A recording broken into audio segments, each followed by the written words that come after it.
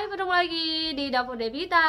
Assalamualaikum warahmatullahi wabarakatuh. Apa kabar semuanya yang sedang menonton? Aduh, badan aku capek begini. Soalnya gak kependekan nih tongkrisnya. Oke, hari ini saya sudah selesai bikin video. Pekerjaan saya sudah selesai. Dan sebentar lagi saya mau mengadon roti. Jadi tadi saya itu bikin video menjelaskan tentang pertepung-tepungan, ragi, lembut roti. Karena ada pertanyaan dari subscriber Dapur Devita yang bertanya masuk di pesan Instagram saya. Jadi langsung saya bikin video dan linknya sudah saya kirimkan ke Fitri, namanya Fitri yang bertanya. Nah, saya sudah selesai bikin video. Bagi kalian yang mau kepo-kepo video apa yang saya tayangkan hari ini yang sudah saya upload di channel YouTube saya, silahkan langsung dikepo-kepoin, dicari videonya yang terbaru saya tayangkan. Hari ini saya mau membagikan kegiatan saya. Saya mau bikin susu protein dulu. Nah, ini tadi tema-tema video yang saya bikin hari ini. Jadi seperti ini kegiatan aku setiap hari. Pulang dari nge-gym, karena tadi saya mau bikin video. Saya bikin video dulu. Setelah bikin video, aku mau bikin susu protein. Setelah minum susu protein, saya lanjut mengadon roti karena saya berjualan roti. Saya berjualan roti di sini. Toko saya tidak besar, minimalis, tapi langganan saya yang beli roti di sini sering kembali. Maupun yang baru berbelanja pasti nanti dia kembali berbelanja karena roti buatan saya sangat enak sekali. Oke, sebentar ya, saya cari apa ini? Oh, ini mixernya. Blender. Sorry. Ini blendernya. Penutupnya saya mau cari dulu. Sebentar ya. Devita lagi mencari penutup blendernya, di mana ya disimpan? Sebentar, aku cari dulu. Aku cut dulu. Aku udah cari kemana-mana. Di mana ini disimpan sama adekku? Adekku yang cuci piring. Gak tahu disimpan di mana tutup blendernya. Hanya pisangku dapat. Saya siapin dulu. Nah, ini ada tutup blender. Saya kan punya blender 2. Saya pakai yang ini aja. Oke. Gini nih, adekku kalau misalnya dia bantuin saya cuci piring, alat-alat perkakasku tidak tahu disimpan di mana semua. Jadi saya bingung sekali mencari. Oke, langsung saja. Nah, Devita minum susu protein. Ini dia mereknya. Jadi yang sering ngikutin channel YouTube saya, dulunya saya gemuk. Dan sekarang alhamdulillah saya langsing. Karena saya pikir seperti itu dan menjaga pola makan saya juga. Es batu. Sebentar, aku ambil es batu dulu. Nah, langsung aja saya ambil di sini.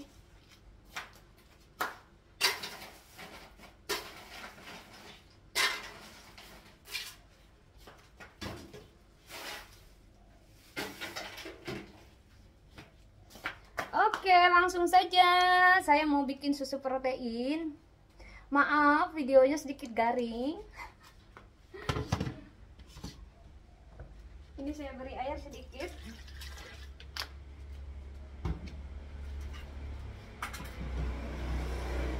Ini ada pisang. Saya pakai 1 pisang. Ini pisangnya favorit aku. Enak banget ini pisangnya. Tapi harganya agak mahal. Oke, 1. Kasih lihat ya. Saya bikin susu protein. Oke. Ini saya singkirkan dulu. Ini mesin press yang sering saya pergunakan untuk mengemas roti. Pakai plastik op yang tidak ada tempelannya. So, walaupun saya membagikan lifestyle, kehidupan saya sehari-hari, tetap saya membagikan ilmu. Dan kalian dapat ilmu. Ini dia mesinnya ya.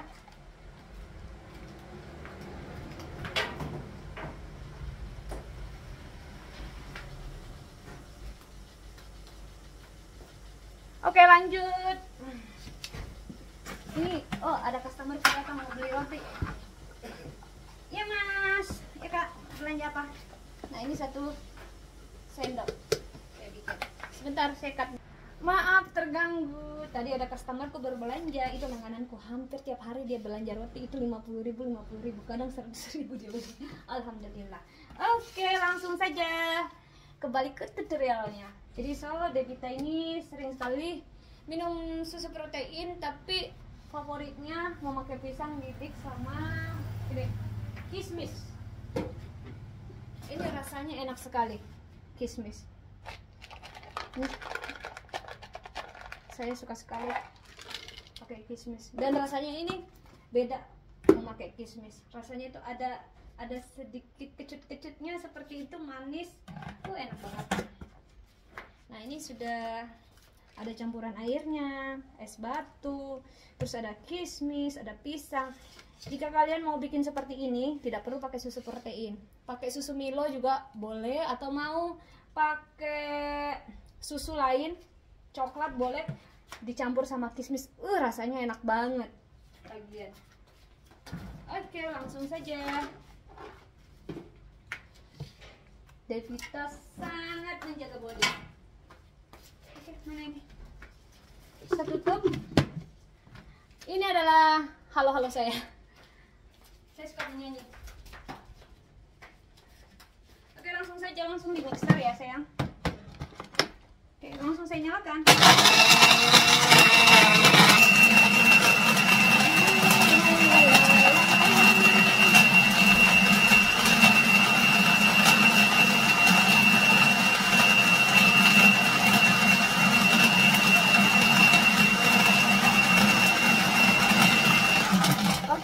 Cukup, langsung saya review rasanya ke kalian. Rasanya enak banget nih. Oh, jika kalian tidak punya susu protein, bisa diganti pakai susu Milo, di mix sama pisang, kismis, diberi es batu, lalu di mixer seperti itu. Enak banget. Nih, saya tuang ya. Waduh, kental karena ada campuran pisangnya. Dan kalian bisa lihat ini ada butiran-butiran kismis. Aku nggak terlalu suka terlalu hancur kismisnya, jadi aku masih bisa rasain butir-butirannya waktu saya menggigit gitu ya. Oke, langsung saja.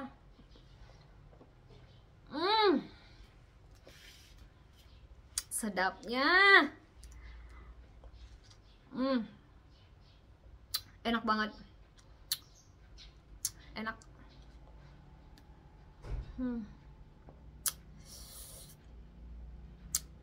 Dulu aku tidak terlalu suka minum susu protein di mix sama pisang, rasanya aneh. Tapi aku coba-coba, aku kan jualan kue, sering bikin kue. Ada kismis yang sering saya gunakan buat topping roti. Terus saya kepikiran, mungkin bagus kali ya kismis di mix sama susu protein pisang di blender seperti itu. Terus saya coba sekali, terus rasanya enak banget. Terus aku ketagihan. Jadi aku sehari minum susu protein itu bisa 3 kali. Paling banter ya 2 kali saya minum, tapi aku maunya minumnya sampai 3 kali karena rasanya ini beda banget. Enak pokoknya. Mantap. Ya, sedikit berbincang-bincang aja sama Devita. Yang belum kenal sama Devita, salam kenal saja. Sambil saya mengenalkan diri, saya halo, apa kabar semuanya yang sedang menonton dari Sabang sampai Merauke, karena pengikut Dapur Devita ini mulai banyak. Jadi mungkin sekarang saya harus memperkenalkan diri saya dengan serius banget gitu ya, sambil cerita-cerita sedikit saja. Karena ini lagi sepi, saya jualan, belum ada customer karena lagi siang bolong. Jadi saya mau memperkenalkan diri saya sambil kita berkenalan lebih dekat sama Devita ya. Oke. Kenalkan, nama saya Devita. Saya asli suku Bugis. Saya orang Kalimantan, tapi sorry motor. Maaf ya agak sedikit nyaring karena rumah saya depan jalanan. Banyak motor, banyak mobil yang lewat. Saya orang Balikpapan, tapi saya orang Bugis, sukunya aslinya Bugis seperti itu. Dan umur saya, tebak berapa? Saya sudah tua. Umur saya tahun ini 34 tahun. Saya kelahiran 1989. Oke, tanggal lahirnya tanggal 3 bulan 9 1989.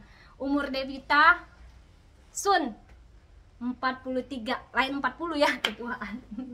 Oke. Saya sekarang tinggalnya di Kota Denpasar, Bali. Tepatnya saya tinggal di Padang Sambian. Dan pekerjaan saya pengusaha roti, tapi masih kalangan menengah seperti itu. Dan alhamdulillah saya buka usaha roti baru berjalan 4 bulan dan sudah banyak pelanggan saya yang sering datang berbelanja lagi kembali seperti itu. Dan saya single straight, janda. Tapi saya janda bukan saya dulu, maaf saya sedikit curhat, saya dulu sempat menikah tapi tidak menikah resmi, menikah siri. Tapi beruntungnya saya tidak menikah resmi seperti itu. Jadi waktu bercerai sama mantan suami saya, gampang saya maksudnya pergi dari kehidupannya dia. Jadi saya tidak perlu lagi ada hubungan seperti itu. Ya seperti itu ya. Saya janda tapi tidak ada sertifikatnya.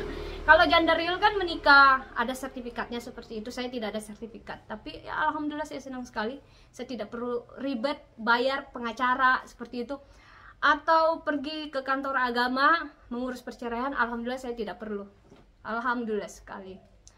Jadi sedikit cerita saja, Devita janda. Dulu saya tinggal di Balikpapan dan sekarang saya menetap di Bali. Saya senang sekali tinggal di Bali. Dan saya sudah jalan 11 bulan di Bali. Saya merantau di sini. Dulu saya tinggal di Balikpapan waktu 2021 masuk 2022 saya datang ke Bali. Kenapa saya datang ke Bali? Karena ada kasus sama mantan suami. Sedikit cerita saja ya, untuk motivasi bagi kalian yang lagi menonton, khususnya wanita ya. Dulu saya menikah sama mantan suami, saya menjadi seorang ibu rumah tangga.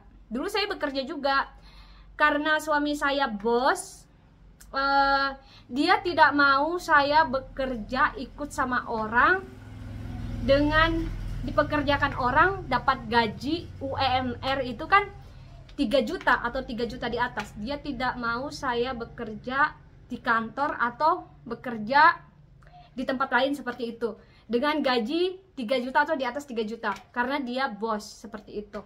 Dan dia tidak membolehkan saya bekerja di luar. Dia bicara lebih baik saya diam di rumah, membantu dia pekerjaannya sometimes seperti itu. Saya menjadi asistennya dia. Saya mengurus dia. Contoh, mengurus rumah, membersihkan, cuci baju, masakin mantan suami sehari 3 kali, menyiapkan sarapannya karena dia bos, menyiapkan makan siangnya, menyiapkan makan malamnya. Kadang saya menyiapkan semua keperluan dia, dari baju dia, dari dia mau mandi, saya siapkan semuanya. Ya seperti itu. Saya normal seperti istri-istri lain. Dan sometimes saya menerima pesanan kue seperti itu, saya berjualan sambil saya berjualan. Hanya saja mantan suami saya ini seperti dia berpikir jika saya menghasilkan uang itu tidak banyak. Tidak seperti dia, saya tidak bisa membantu dia untuk membayar air, listrik, wifi seperti itu. Dan ya seperti itu. Mungkin saya tidak layak menjadi istrinya karena saya tidak mempunyai pekerjaan baik waktu itu. Saya sih tidak masalah ya. Dan dia selalu marah sama saya seperti itu. Dan apapun yang saya lakukan selalu salah di mata dia. Jadi aku udah bantuin segala-galanya, tapi selalu salah di mata dia. Dan terlalu banyak aturan seperti itu. Tidak boleh begini, tidak boleh begitu. Aduh, terkadang saya lelah dengan semuanya. Dan akhirnya, karena mungkin penampilan saya seperti ibu-ibu, body saya tidak seksi bagi dia, ya. Saya kan pernah nge-gym di ini ya, tempat nge-gym gitu.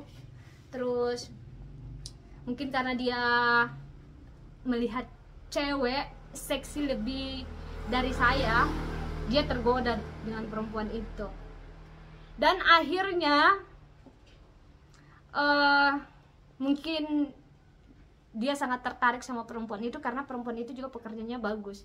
Dia instruktur di tempat olahraga fitness seperti itu, dan mungkin dia punya member banyak, dia bisa menghasilkan uang banyak dibandingkan saya. Akhirnya mantan suamiku menyingkirkan saya, mengusir saya dari rumah seperti itu. Dan saya tidak bisa berbuat apa-apa waktu itu ya, saya hanya menangis. Oh ya ampun.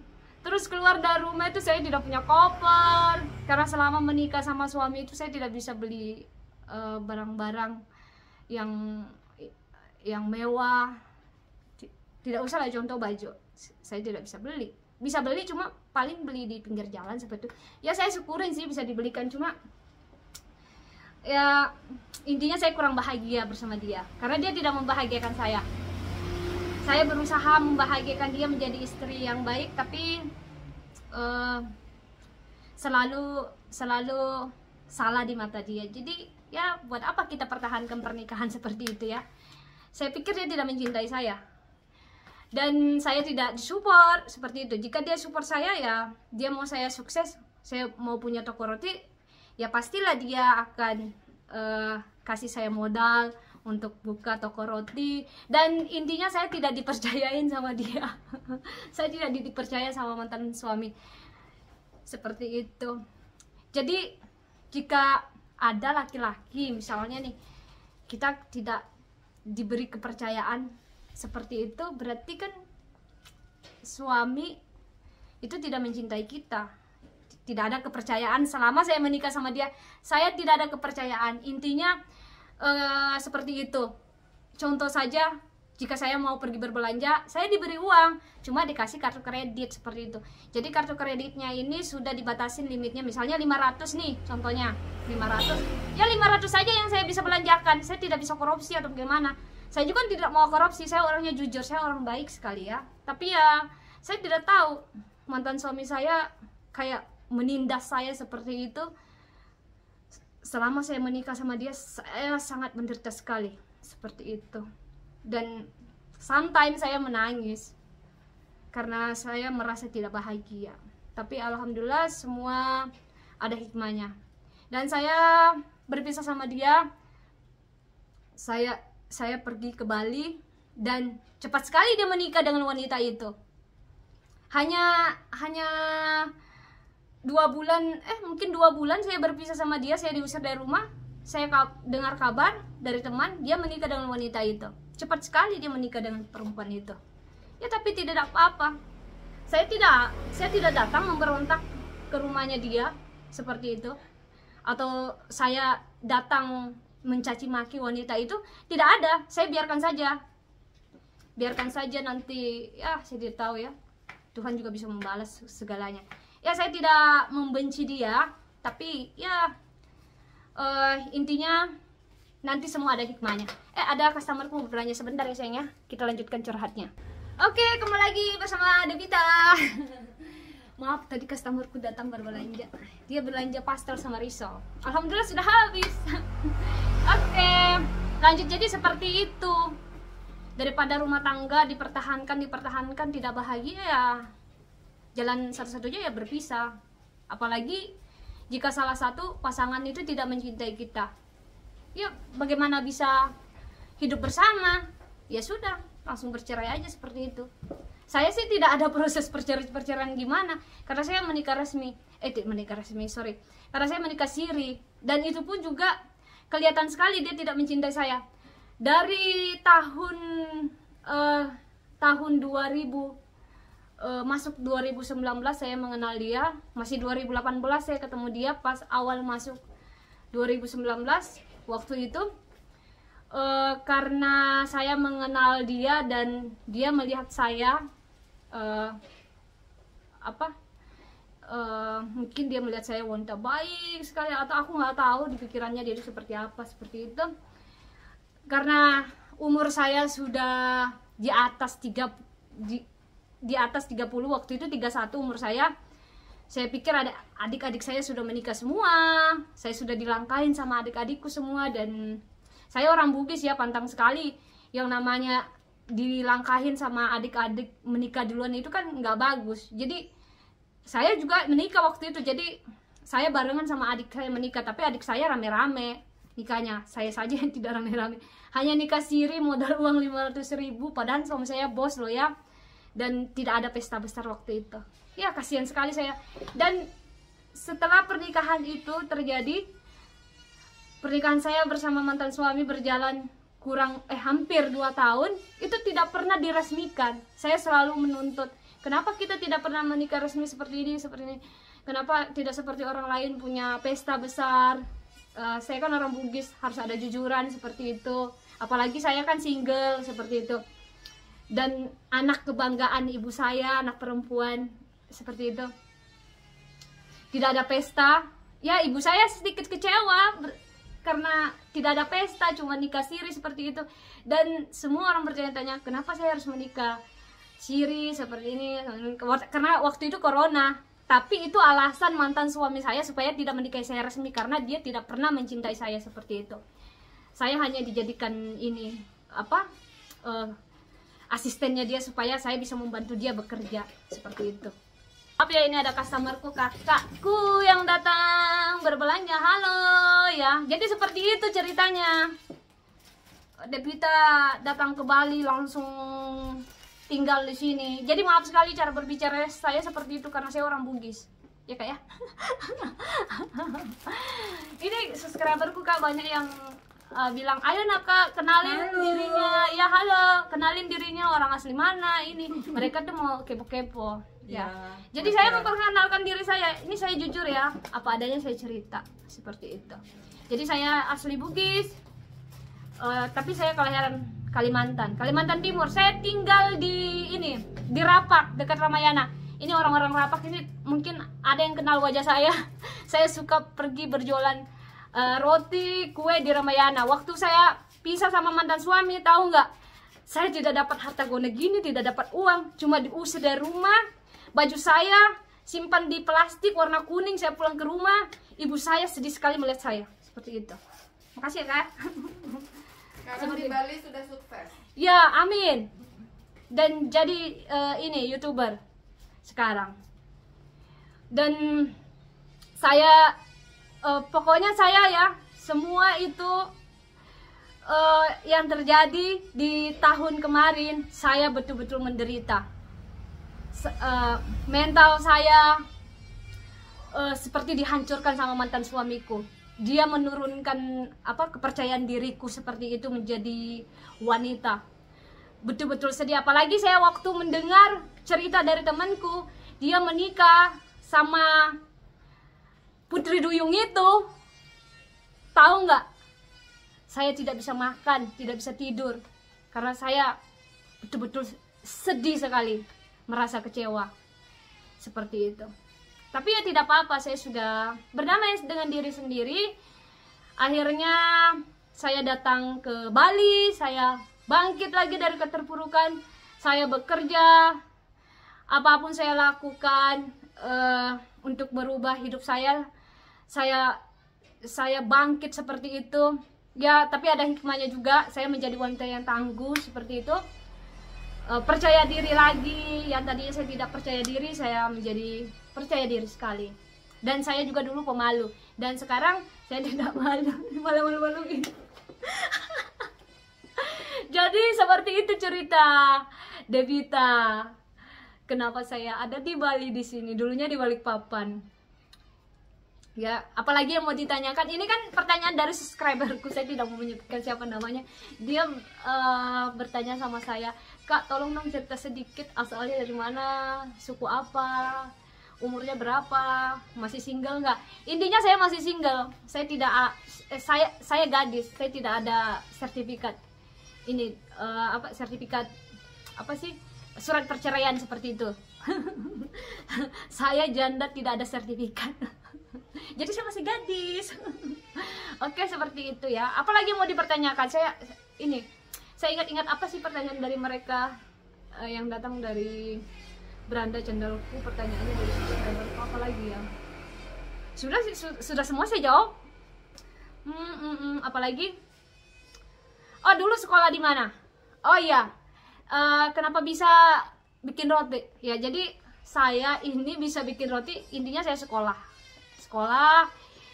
terus sering ikut seminar-seminar seperti itu, dan saya juga dulu awalnya saya kursus karena tidak ada uang banyak, jadi saya kursus dulu. Setelah saya kursus, saya sudah ada ilmu perbakingan seperti itu yang saya ketahui untuk bikin roti, bikin ini, dan saya sekolah lagi 6 bulan seperti itu dan mencari sertifikat. Sebenarnya saya sudah bisa bikin roti, cuma saya mau cari sertifikat waktu itu. Dan karena saya down seperti itu, punya masa lalu yang buruk sama mantan suamiku, itu jadi motivasi aku juga jadi strong seperti itu. Jadi di sini yang bisa diambil dari hikmah cerita Devita, hidupnya Devita ya.